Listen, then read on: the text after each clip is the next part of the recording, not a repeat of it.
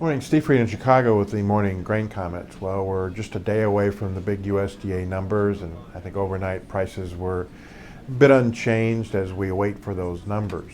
The big news overnight is that, in a surprise move, Europe lowered interest rates.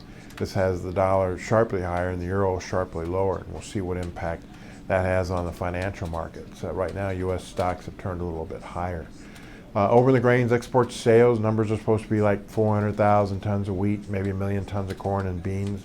We did get another estimate out from the CFTC on the positions going into this report by the traditional funds. They continue to be long beans and meal, short oil, short corn, and also they reduced their long in the wheat with this sell-off in the wheat market.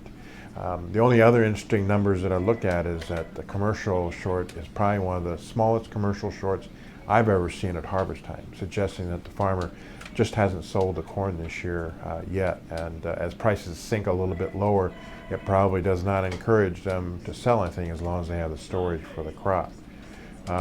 We're looking for numbers again tomorrow.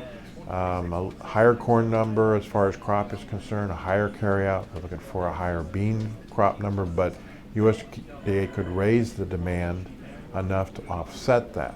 So we're looking for, as the market is positioned, a bearish corn report and a bullish soybean report.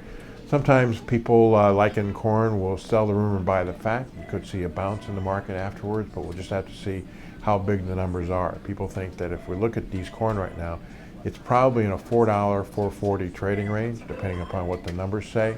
In the beans, we could, given the fact that you've got favorable South American weather to this point, you could be in a $12 to $13 range with maybe a little bit more downside in the market if the numbers come out bearish. So again, we're a day away from the USDA numbers. We'll see what they have to say, and then we'll try to evaluate value after that. As always, these are my thoughts, not those of ADM or ADM Investor Services.